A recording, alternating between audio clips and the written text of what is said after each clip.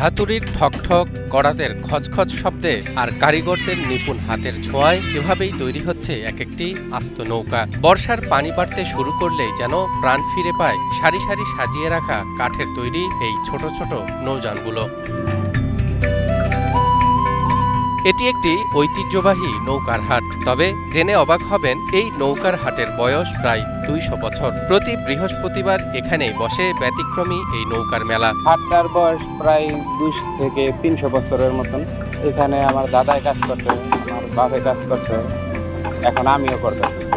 বলছি নারায়ণগঞ্জের রূপগঞ্জ উপজেলার ঐতিহ্যবাহী কায়েতপাড়া নৌকার হাটের কথা।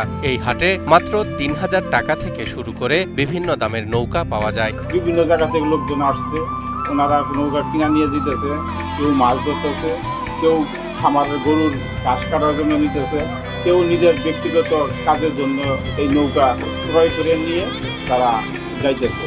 তবে যে হাটে একসময় শত শত নৌকা বিক্রি হতো, সেখানে আজ ক্রেতা থাকলেও নেই আগের সেই জৌলুস। খালবিল বালু দিয়ে ভরাট হয়ে যাওয়ায় নৌকার ব্যবহার যেমন কমেছে, তেমনি কমেছে নৌকার চাহিদাও। কিন্তু এখন আগের মতো ব্যবসা কিনা নাই, কারণ এখন হাটের মধ্যে বিভিন্ন সমস্যা, কারণ এই রাস্তাঘাটের সমস্যা, তারপরে এলাকা বালু দিয়ে বইরা এখন মনে করে ঘর তুলে ফেলেছে, তো এই জন্য মানুষের নৌকার একটু চাহিদা কম।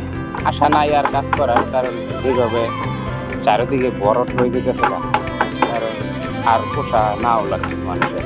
কারণ আগে একটা ফ্যামিলির মধ্যে ৪টা-৫টা পোষা লাগছে, আর এখন একটা ফ্যামিলির মধ্যে একটা পোষাও দিয়ে না।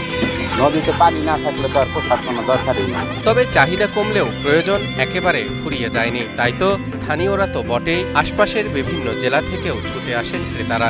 আমাদের বাড়ির কাছাকাছি ওই প্রতি বছরই রাস্তাঘাট নাই, মনে করেন পানি অনেক বেশি, প্রতি বছরই কেনা লাগে একটা একটা পোষা, আর আমরা কিনে আর এইভাবে চলাফেরা করি।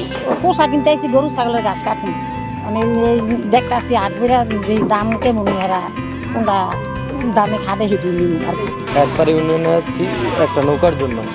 আমাদের গ্রামে আপনার বৃষ্টির হয়ে তো আপনার হয়েছে, আপনার পানি মানে বাইরে গেছে, আমরা চলাচলের জন্য একটা নৌকার জন্য আসছি আর কি একবারে ইউনিয়নে।